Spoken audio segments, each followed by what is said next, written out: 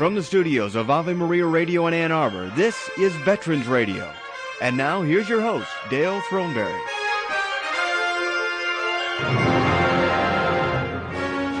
Good morning, America. How are you? This is Dale Throneberry. I'll be your host this morning on Veterans Radio, and joining me in the control room is Ken Rogie. Good morning, Ken. Good morning on a chilly Saturday morning here in Ann Arbor. I agree. It looks like winter is on its way, and I'm not going to be able to stop it.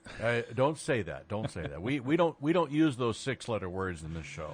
That's true. Yeah, we don't want it. We don't want the FCC coming down on us for that one. It was 39 degrees this morning. Wow. And but it is still September. It's not supposed to be that way. I understand. Well, we're just going to. This program is called Shout Out, and the idea is to sound off about what is bothering you. We're going to be talking about General Petraeus' testimony before Congress this last week and the President's speech on Thursday night. A couple of other things. We're coming to you live from the studios of Ave Maria Radio here in Ann Arbor, Michigan, and we want you to participate today. So we're challenging you. This is your show. We're not going to have any experts on. It's just you, Ken, and myself, and we're going to be discussing what's going on in the world that affects veterans, it affects our population, and it could be about Iraq, it could be about the VA, it could be about pretty much anything. It's your call. The number to call, as a matter of fact, is 877-573-7825. Again, that's 877-573-7825, and we're not going to screen these calls. All we're going to do is ask, what your name is and where you're calling from, and then we just go from there, correct? Yes, and watch the language. Well, yes. Well, we understand that. Yeah. That's another reason we don't want the FCC to look at that one either. Yeah. There is some news in the world that we're going to start off with, and Ken, you're on. Yeah, thanks. There was a rumor last weekend that the Vietnam Memorial had been defaced, and there was quite an uproar in the Vietnam veterans community. Well, I got an email here from Steve Cobb, who is with Region 1 of the Military Order of the Purple Heart, and he said, after several attempts, I was able to contact Sergeant Booker of the National Park Service to check on the facts about the defacement of the Vietnam Wall last weekend. He explained it was a cleaning accident by a park ranger and not a defacement, as was originally reported. The National Park Service is regarding this as an accident and not an act of vandalism or terrorism. They're going to check these things further in the future, and they said any future report of attempted or actual vandalism will be verified with the National Park Service in advance, even if that means a significant delay in reporting the incident. What in the world were they cleaning it with? I don't know, but the original report said that someone had gone along the wall with some kind of caustic liquid and sprayed it across the bottom, and it had taken the letters off of the bottom couple of rows of names on the monument, and had stained the marble face. But evidently it was just a cleaning error, but I don't know what he used. It must have been something pretty potent. I would think so. Yeah. I wonder if it was some sort of weed killer or something that was down there, what they were doing. I don't know, but I don't want them to use it in my bathwater. No, I don't. And also, we can call all the people off that we're getting all upset. Yeah. Hopefully it will all be taken care of. Thanks for checking that out. Yeah. And the Democrats are pushing a new tactic to shift the Iraq policy, Iraq plan. They said that now that the President and General Petraeus, we're going to talk about him, yes, have charted their course for the Iraq War, Democrats are saying that one of their proposals aimed at shifting the President's strategy is finally close to winning enough Republican support for a real chance of being approved. It would require that troops spend as much time at home as on their most recent tours overseas before being redeployed. The proposal by Senator Jim Webb from Virginia has strong support from top Democrats who say that the practical effect would be to add time between deployments and force General Petraeus to withdraw troops on a substantially swifter timeline than the one he laid out before Congress this week, and that it would protect troops from serving protracted and debilitating deployments. Senator Biden, a Democrat from Delaware, called the proposal the easiest way for his Republican colleagues to change the war strategy on the same day that the Bush administration released a mixed report on the Iraq government's progress toward various goals. In the president's plan, and supported by General Petraeus, would reduce the number of combat brigades from 20 to 15 by mid-2008. Now, brigade is about 4,000 troops, so they're gonna bring down about 20,000 troops by mid-July. This is a question that we will be discussing after our first break, of course. Oh, will we? Oh, yes. Isn't that amazing? Isn't that amazing? How timely. Yes. Jeff Morrell, the Pentagon press secretary, said that because the Webb proposal would apply to individual soldiers, not just units, the Pentagon would be forced to examine the deployment history of every soldier to ensure that each had been home long enough. That would force units with some soldiers who meet the timeline and others who did not to be broken up, harming combat effectiveness, he said. Current Pentagon policy calls for active duty Army units to get a year at home for every 15 months deployed. Individual soldiers, because they might have been transferred from other units, could be sent back on a faster timetable. Even without the Webb Amendment, Army officials have said that they would have difficulty meeting current policy. I think that would make it very difficult to try to manage the forces if you're going to do it on an individual basis. I think it would be a difficult objective to put a political solution to a military problem. But we did that in Vietnam, though. But you can see how effective it was there too. but it was a little different situation because you didn't have once the war got started, you didn't have whole units going in and whole units coming out. No, I don't know how they would have done that. Plus, you didn't have a volunteer army. You had people getting out. Right. You know, the draftees, they were just doing their 2 years and getting out, and many other people were just doing their enlistments and getting out, and that was it. Exactly. So I think it would present a real big problem for the military to try and stay on a schedule along those lines. Yeah, it would just make it a managerial nightmare. I would think so. Yeah. Next, which do you want to do now? Do you want to do Welcome Home? Let's go ahead and do Welcome Home. Okay, you're on. Okay. Welcome Home. Each week on Veterans Radio, we welcome home servicemen and women who have been stationed around the world in the service of our country.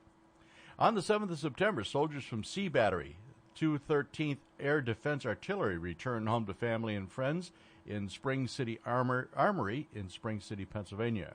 Troops from the 324th Military Police Battalion were greeted by friends and family members in Chambersburg, Pennsylvania. On Tuesday, the September 11th, Master Corporal Stephen Rose, Master Corporal, Canadian Forces, was welcomed home in Newfoundland, Canada.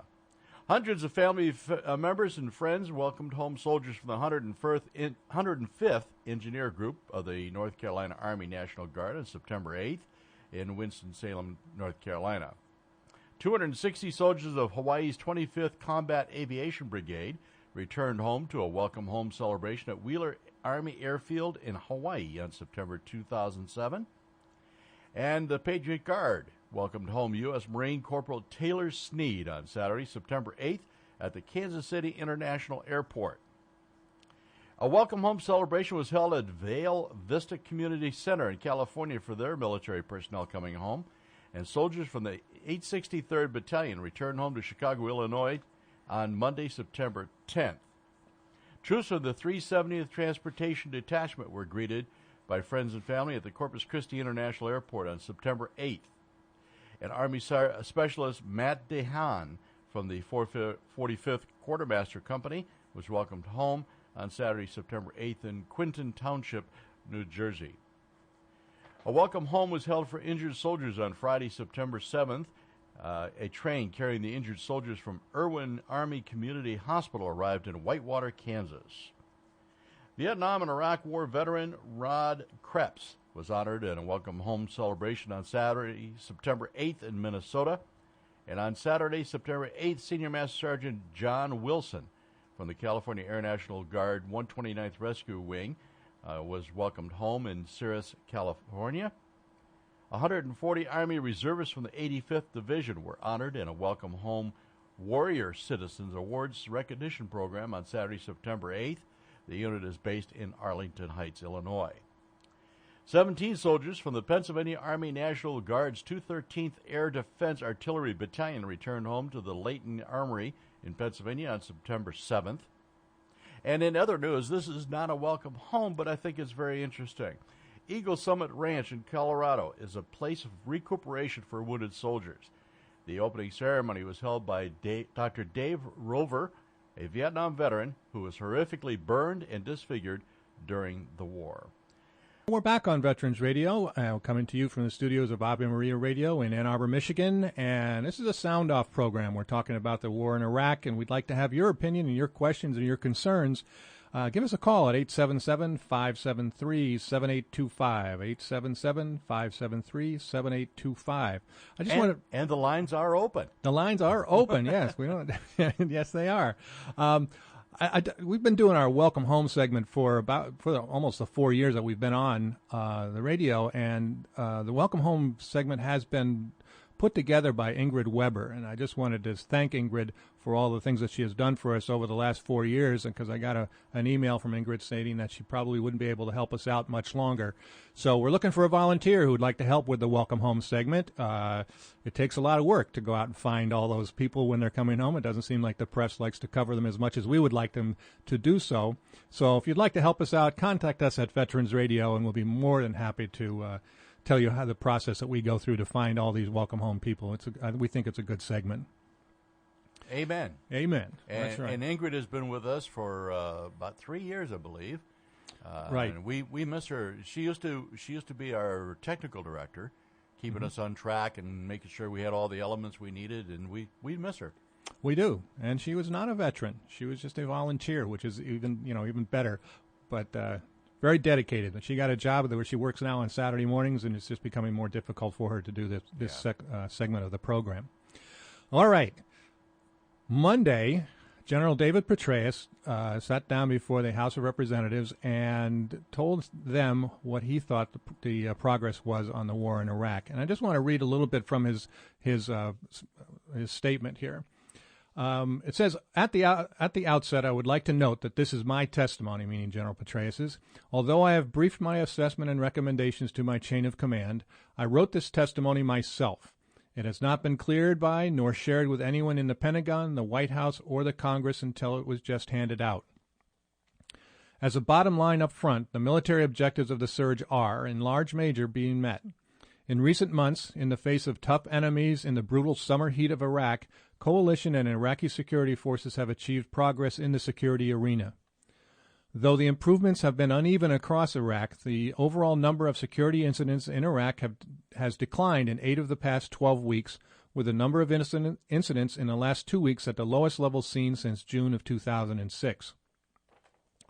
One reason for the decline in incident is that coalition and Iraqi forces have dealt significant blows to al-Qaeda Iraq.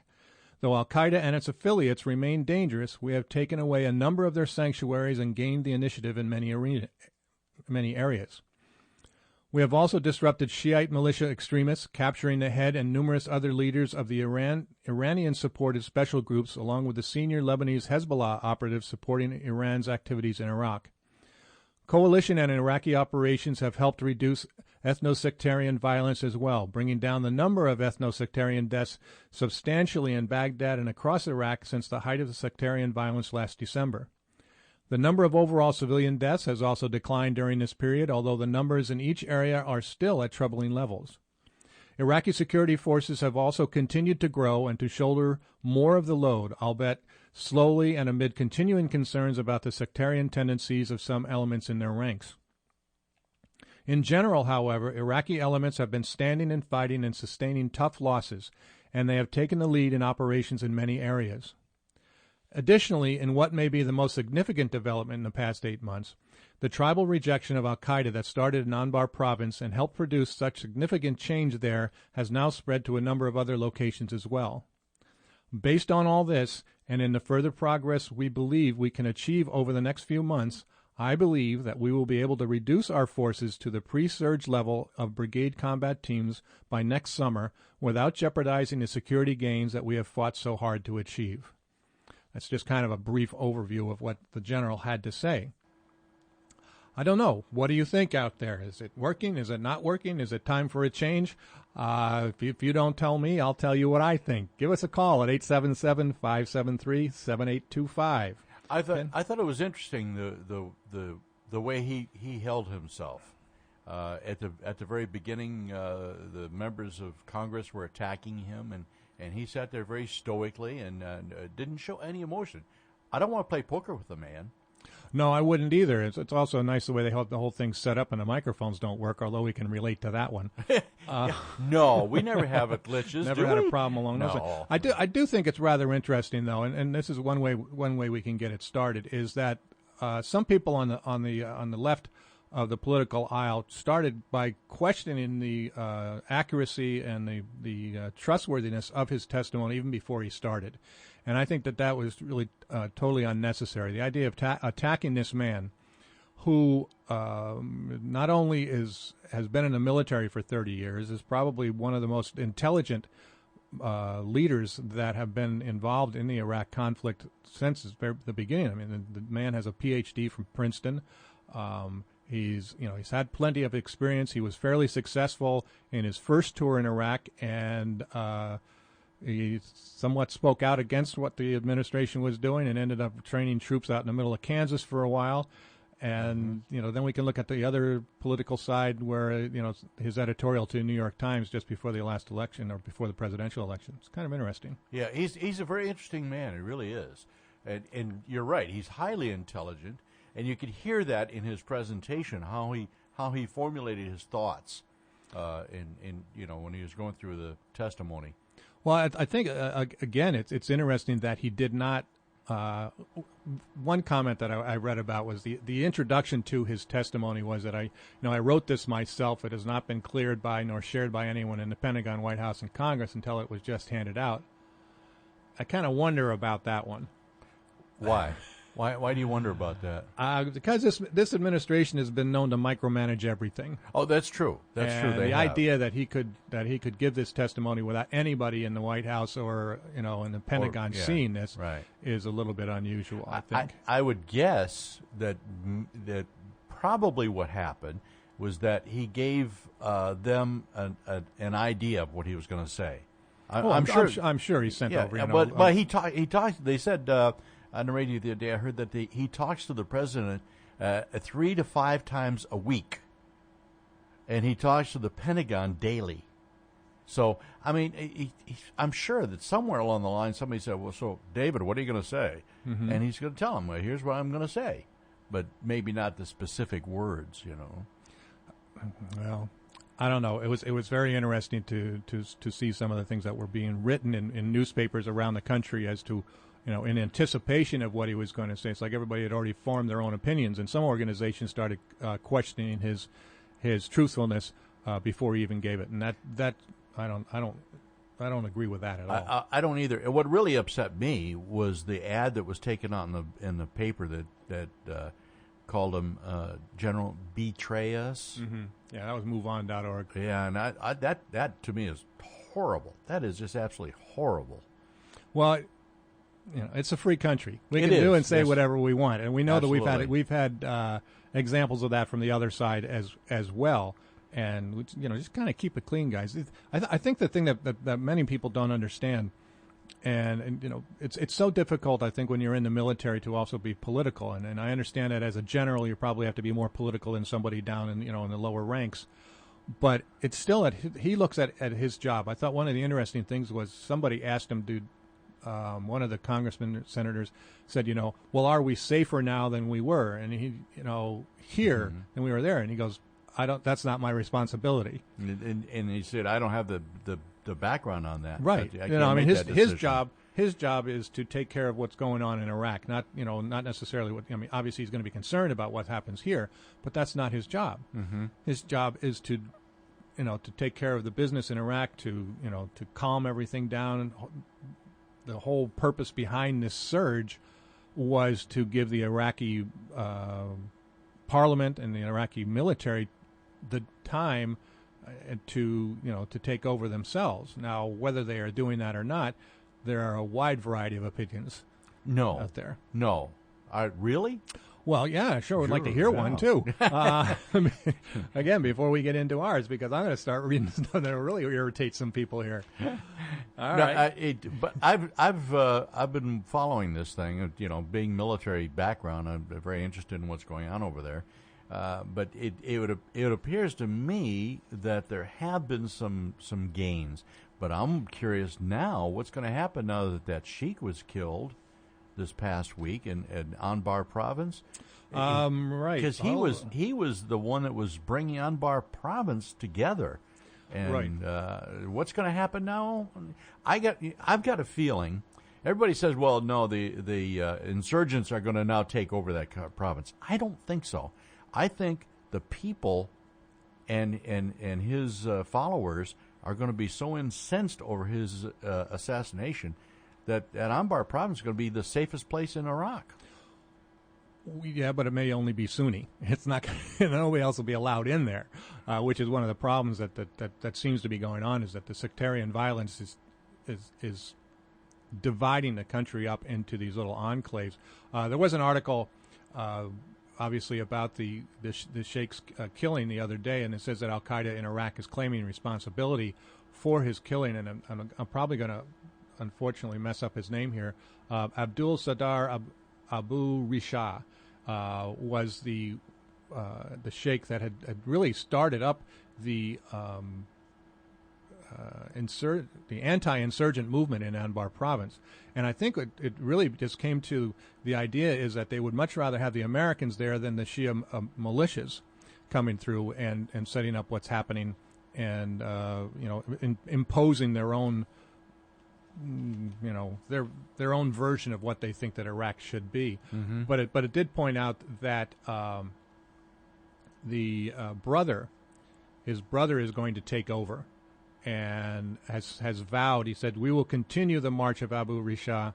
We will find his killers." In his first public remark since assuming leadership of the council, Ahmad Abu Risha said he would honor his brother's memory by pursuing his assassins. "We will have revenge against anyone who claims responsibility for this operation.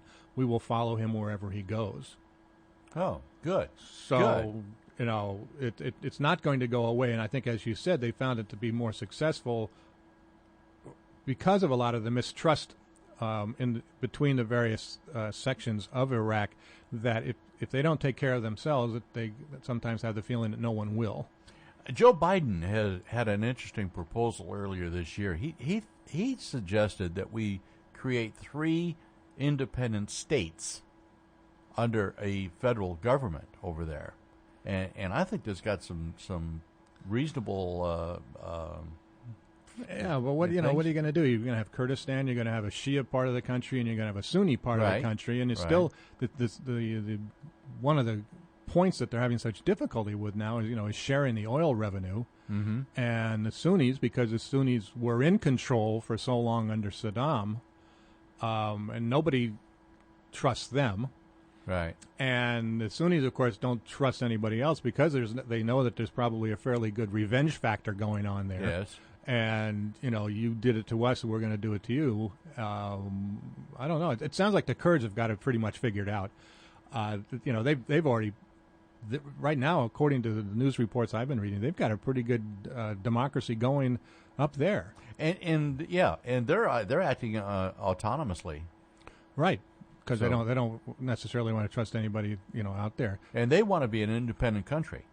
They do. Turkey's not real pleased with that. No, they would not be. Because there are other issues going on up there with the Kurds in Turkey and so forth. But it's interesting to see. I mean, we have to remember that Iraq was a country that was invented by the West, after World War I. By the British. Yes, the former Ottoman Empire. And they said, okay, we're going to make a country here, and you 3 groups, have to get along. Mm-hmm. And they had tried that in other parts of the world. Didn't necessarily work too well either. No, but the Brits ruled that country for a number of years. Right. And then when they pulled out, it was they had their favorite that they put in power, and mm-hmm. he ran the country for a number of years. I can't remember his name. And then Saddam Hussein, of course, took over 30 years ago, and ruthlessly took over. Well, I talked about this. I was on another program yesterday in the area, and we were talking about that. That American foreign policy is all over the place. Because we always seem to play by the idea of the enemy of our enemy is our friend, and then we end up getting burned on that. And I'm hoping that, again, out there, if you have any questions or comments out there, give us a call, 877-573-7825, 877-573-7825. And because of that seeming policy that we have, we continually get ourselves into difficulty.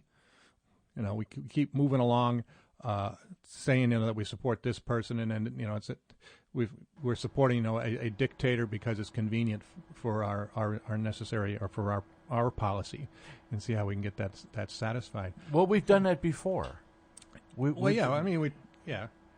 fact, we supported Saddam Hussein when he first came to power because we were having a problem with Iran, and the old saying, just like you said, the enemy of my enemy is my friend. And he was the enemy of Iran, and that was made him our friend. And we supported him with arms and munitions and all kinds of things. Well, one of the concerns right now is that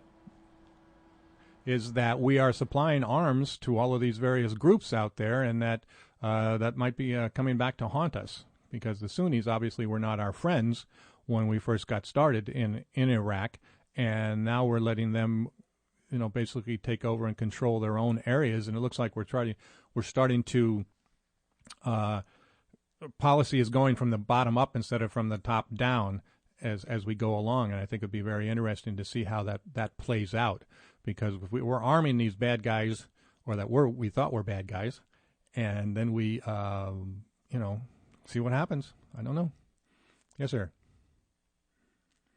Okay, we're coming up to our break at the bottom of the hour. Again, we're talking about the Iraq War. We want you to sound off. We want to get your opinion. Tell us what you're upset about. Are you upset with Iraq? Are you upset with the president? Are you upset with the military? Are you upset with the VA? Are you upset with whatever's going on in your house? I don't know, but give us a call, and we'll be more than happy to talk about it with you. We're listening to Veterans Radio. Give us a call, 877-573-7825, and we'll be back right after this message. We're going to be looking at our Medal of Honor recipient for this week. The Medal of Honor is the highest award for valor in combat given a member of the Armed Forces of the United States. There have been over 3,400 recipients of the nation's highest award. This is one of them. U.S. Navy Landsman John Lawson continued to man his gun in spite of being wounded. Details after this. Lawson was on board the flagship USS Hartford during the successful attacks against Fort Morgan, rebel gunboats, and the rammed Tennessee in Mobile Bay on 5th of August, 1864. Wounded in the leg and thrown violently against the side of the ship when an enemy shell killed or wounded the 6-man crew, Lawson, upon regaining his composure, promptly returned to his station, and although urged to go below for treatment, steadfastly continued his duties throughout the remainder of the action. The Medal of Honor series is a production of Veterans Radio. And we're back on Veterans Radio, and we're sounding off today about what's going on in Iraq, General Petraeus' testimony, the president's speech on Thursday night. What do you think? We've got a couple of callers on the line, and first up is Gary calling from Washington, D.C. Good morning, Gary. Good morning. I didn't get to see the president's speech, and I saw just a bit of General Petraeus's, but what most impressed me was the rude reception that he received, and being accused of being a liar before he ever had a chance to talk. And I don't think that's healthy for the country. I got a lot of respect for General Petraeus, and he's earned his respect. But the things that I did hear him say were logical and weren't painting a rosy picture or whitewashing anything. I thought it was a pretty straightforward report. And I'm very offended at the reception that he received and being called a liar. Well, I have to agree with you on that. It doesn't make any difference where you stand politically. You know, this man is coming in before Congress and is an honorable man and really has no reason to fabricate information. I mean, you can embellish it a little bit as you go along, but I thought his testimony seemed fairly honest. And you talk about the pot calling the kettle black. My Lord, I wish I had as much respect and they had as much credibility in Congress as General Petraeus has. So that's my comments on it. Well, I agree. Thanks, Gary, for calling. Sure. Well, what do you think? What do you think of the treatment of General Petraeus? What's going on out there where people can call the military people liars before they even get a chance to open their mouths and tell what's going on? I think it's very important that we respect the messenger in this particular case. The message may not be what we want to hear, but the messenger has paid his dues, and I think he should be given the respect he deserves. Yes, sir. Okay, we've got another caller on the line. I've got Terry from Ypsilanti. Terry, are you there? I guess not. All right, let's try. We have Lenny calling. Lenny, are you there? I have no one on the phone right now, so who have I got? I hear a voice, but I can barely hear it. Okay, I don't want to have any. We can't have dead air time here, so we'll just keep talking. Who have we got on? Hi, who am I talking with? Hi, this is Terry. Hi, Terry. Welcome to Veterans Radio. Hi. I really respect General Petraeus, although I'm not a supporter of the war. But I especially don't like the fact that Congress set a lousy example for our youth with the way they showed a tremendous disrespect for a man in General Petraeus' position. And I hope some people remember that in the next election, but I doubt if the Democrats will, because they'll still just believe that he was a lackey, for President Bush. The thing that bothers me right now is the fact that the focus is all still on Iraq, and I kind of wish it was more that the military could put more emphasis on Afghanistan. I still think it's vitally important that we get Osama bin Laden. I don't care how, but we got to capture that guy or have him deceased because of all the influence that he has in the media, and every time he reappears, even with his beard dyed, I think it's vitally important, and for our national security and things like that. And I think we need to kind of reevaluate and refocus where we're going. Well, I have a tendency to agree with you, Terry, and thank you very much for giving us a call. You feel better? Yep, thanks. Okay, thank you very much. All right, who have I got now? Lenny. Oh, hi, Lenny, and you're calling from Panama? Yeah, that's correct. What's your comment? Yeah, I've been listening to your dialogue, and I really appreciate the other side of the story. I agree with your last caller.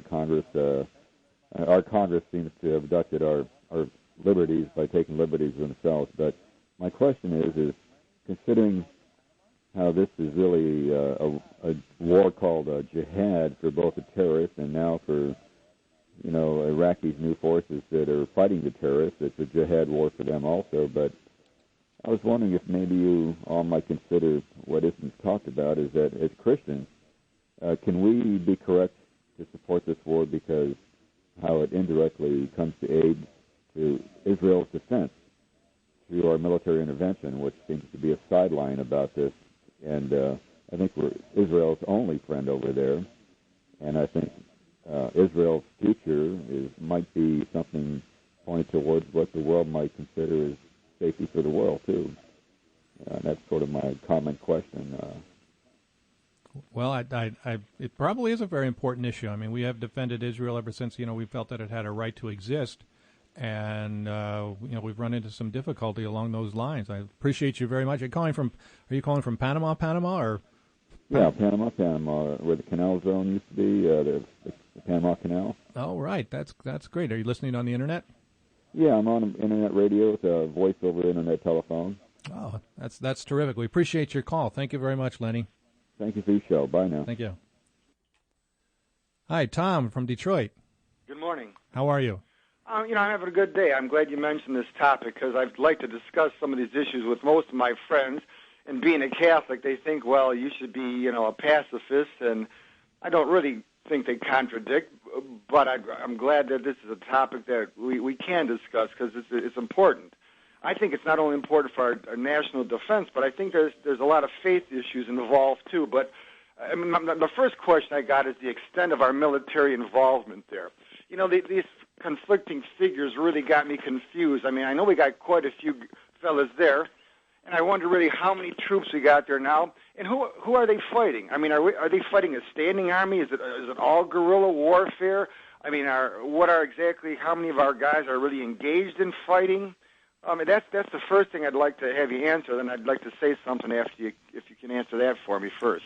Well, again, we have no experts on our show right now, but I think from the reading that I've done with 130,000 people on the ground inside of Iraq, I think that they're according to what I've read, is that they are in more constant combat than any group of military personnel, even World War II. I mean, they've had more incidents of firefights and so forth themselves, so I think that puts an ungodly amount of stress upon them.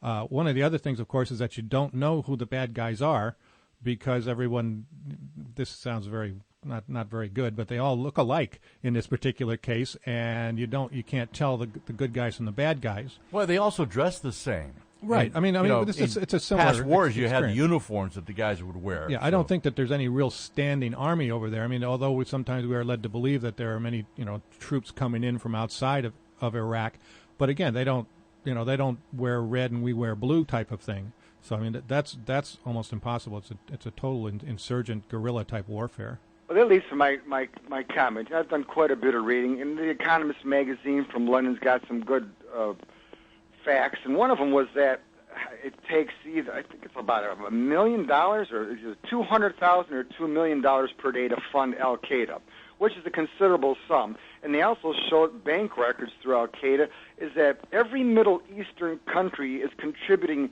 millions of dollars a year to support Al Qaeda. So it leads me to believe that we've got to extend this. I mean, if we only fight in Iraq and Afghanistan, you still got the rest of the Arab countries that are all, one way or another, supporting Al Qaeda, and we're really fighting a hidden enemy. And I think the president's trying to be nice and political about it, but Islam in all those countries are supporting jihad against us. It's just that if we can do their dirty work and eliminate their enemy, they'll mouth a few words of support to us. But in my mind, Islam is the enemy because they're killing Christians. I've had priest friends over there. They couldn't wear a cross. You can't offer the sacrifice of the Mass. You can't proselytize. You're thrown in jail. That's what's your take on that angle of it? Well, I obviously there is no religious freedom there. One of the things that they tried to put into their constitution was the idea of allowing religious freedom for the various sects to practice Islam in their whatever method that they wanted to. Obviously, again, I'm not an expert on Islam, but I think that they were trying to do that. And we're going to. I need to cut you off because we got another call coming in. But I think it's a valid issue that you mentioned, that it is a religious war again in that area of the world. And I want to thank you very much for calling Veterans Radio. Thank you, sir. And so, yeah, Ken, I think it is important. We lost that one. All right. Give us a call, 877-573-7825. We've heard some pretty good ideas out there, some concerns, and I think it's valuable that we are able to get those off our chests sometimes. And it's good to hear the different viewpoints, but you could take any stance you want on this war, and there's going to be opposing views. Well, of course it is. It makes no difference what your position is. Right, and whether you're a veteran or whether you're a Catholic, a Baptist, whatever it happens to be. Somebody asked me this yesterday. They said, well, how do veterans feel on this? And I said, I can't speak for, there's no one voice for all the veterans out there. We're just like the population. We agree, we disagree. The only difference is that when we disagree, we don't get into a war over it with each other. So we're coming up on a break here, and when we come back, I want to make sure that you give us a call here at 877-573-7825. What's your question? What's your concern? What are you upset about? Did General Petraeus' testimony upset you? Did the reaction of Congress, how did you feel about that one? I was a little upset by that. There was a comment here in a Shreveport News of Louisiana that just says that that he's a general. He's a general officer, a man of honor, and to personally attack him before he even had a chance to present his observation is awful close to shameful. We'll be right back. You're listening to Veterans Radio. And we're back on Veterans Radio. This is great. We got Ken's jumping around the control room, answering the phone, trying to push all the buttons and get everybody on. So we want to give you an opportunity to get your opinion out there. So give us a call at 877-573-7825. And I've got EJ calling from Naples, Florida. EJ, welcome to Veterans Radio. Thank you. Yes, sir. The reason that I'm calling is shortly, a little while ago, the comments were made that the three-state option for Iraq might be a viable alternative. And I believe the comment was made that the Turks are not too happy with the fact that the Kurds might have an independent state. And I would be very interested in your comments on what the issues are between the Turks and the Kurds. Boy, EJ, I wish I could answer your question right off the top of my head. I know that there has been issues in, I believe it's southern Turkey with the Kurds, the religious group of the Kurds, that's a little bit different from the way Islam is practiced in Turkey and the way that it is practiced in Kurdistan. So there is some sort of political conflict up there, that there are rebels that either are in Turkey or go into Turkey, cause their little mayhem, and then they retreat back into Kurdistan or into the Kurdish part of Iraq, and that's one of the issues there. And maybe we'll get some experts out there on another program to hopefully answer that question for you. Okay, thank you much. Okay, thank you. Bye-bye. James, I've got you calling from Fort Lauderdale. Welcome to Veterans Radio. Good morning. Thank you for taking my call. Yes, sir. What can I do for you?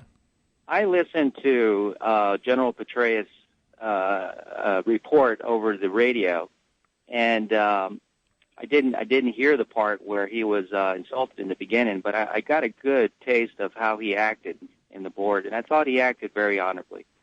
What made me upset was that the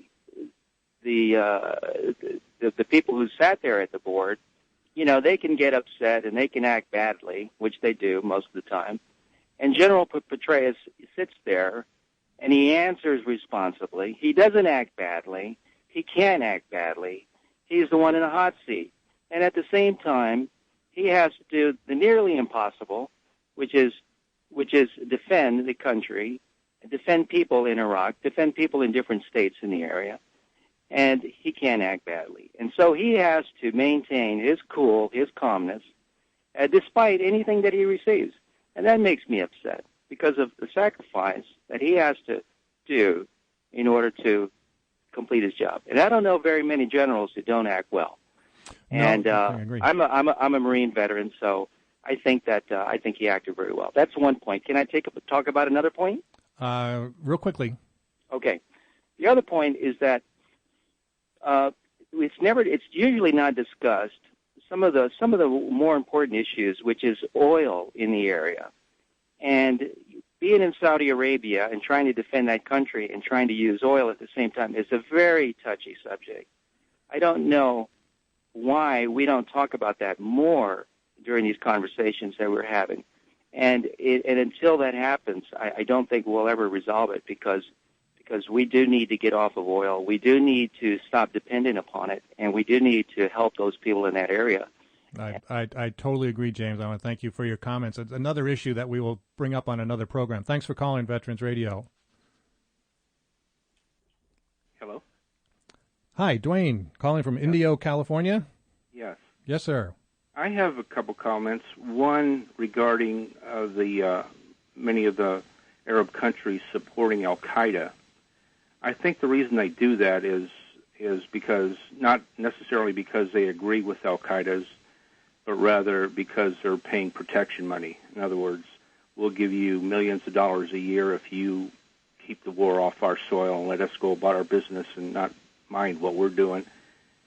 And the other point is, I think every time we fill up our gas-guzzling vehicles at the gas pump, we are indirectly supporting Al-Qaeda because that money, a lot of it goes to the Middle Eastern countries, who in turn take it and pay protection money to Al-Qaeda. And as the previous caller just stated, I think until we break our addiction to Middle East oil and develop some alternative fuel sources, many of them, I don't think any one of them will make us independent, but we have to use our tremendous technological capability in this country to develop something. I mean, we put a man on the moon in 1969. Here we are, 2007. There must be something we can do to break our addiction to oil. Until we do that, we're going to be fighting this war and continuously, decade after decade, until we break that addiction. I have a feeling I couldn't agree with you more, and I want to thank you very much for giving us a call here at Veterans Radio. We'll get back. Again, we got so many issues that we can have a whole other couple of shows on. Thanks very much for your call. You're welcome. Hi, Bill from Saline, Michigan. Welcome to Veterans Radio. Hi. I just wanted to make the comment that I thought that all the political parties, presidential and senatorial and congressional elections next year, if they used that debate that they gave on General Petraeus, they probably had all the campaign information they ever will need. Yeah, more than likely. Can we throw them all out and start over again? Wouldn't hurt my feelings. I don't think. Thanks very much, Bill. Appreciate it. Okay, bye. Bye. We've got Michael J. Martin on the line. Michael, are you there? Yeah, how you doing, Dale? I'm doing fine. Welcome. Where are you right now? I'm driving down the road going into Washington, D.C. My cell phone's ringing on the other phone. I like your music. I'll be right with him, yeah. All right. What's your comment, Michael?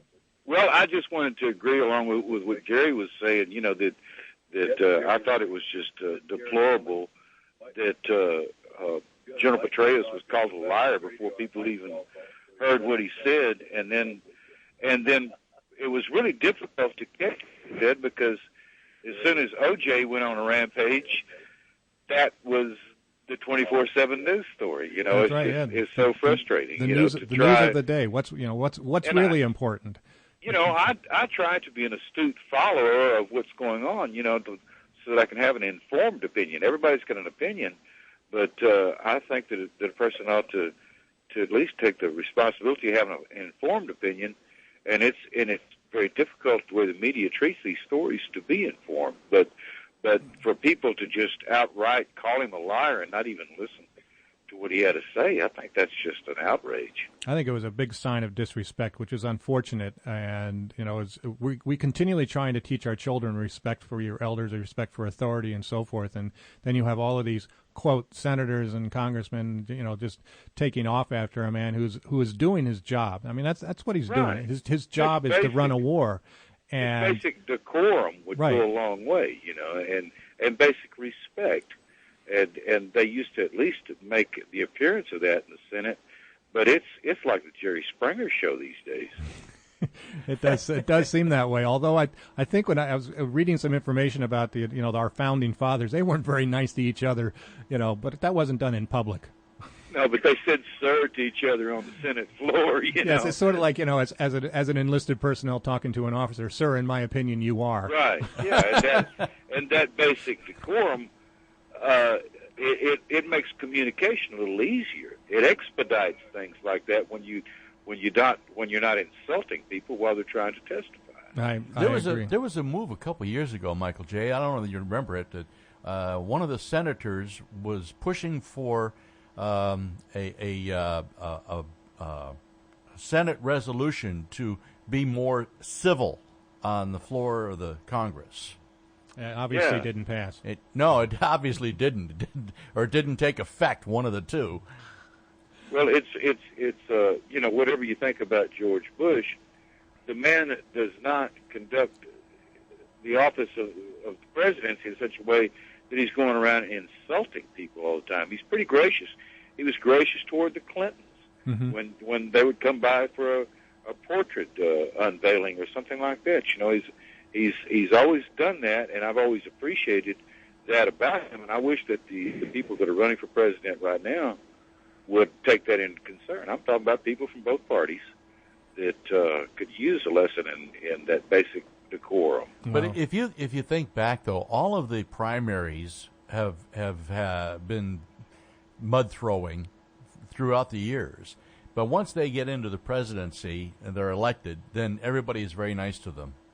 And particularly each other. Yes. It's always been a tradition in the past for one former president not to badmouth the sitting president. Right. And that decorum has gone out the window as well. Yeah. Well, that's a little difficult. I want to thank you very much for your call, Michael J., and enjoy your Thank time you. in Washington. Is Mr. Lilly still there?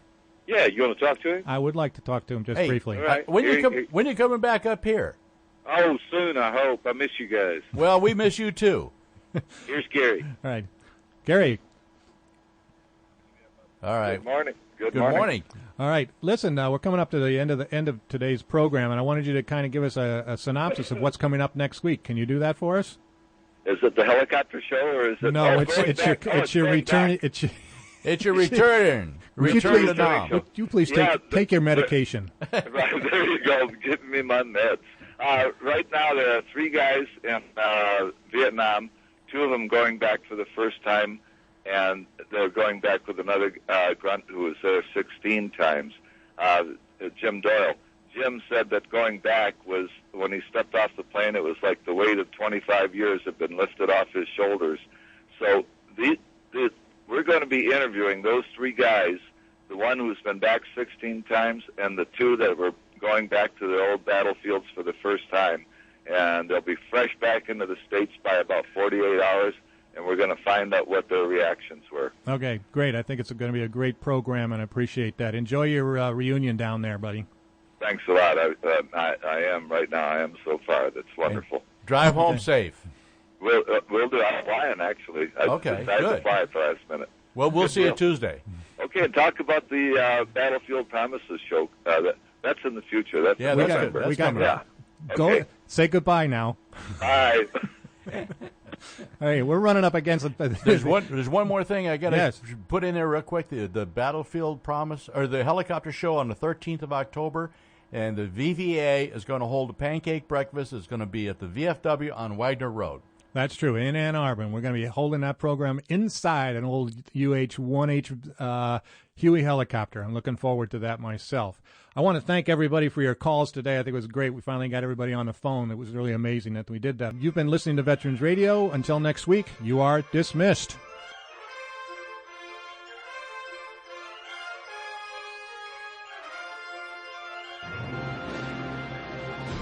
The opinions expressed on this program are those of our guests and are not necessarily those of Veterans Radio or this station. Veterans Radio is a production of Veterans Radio, LLC.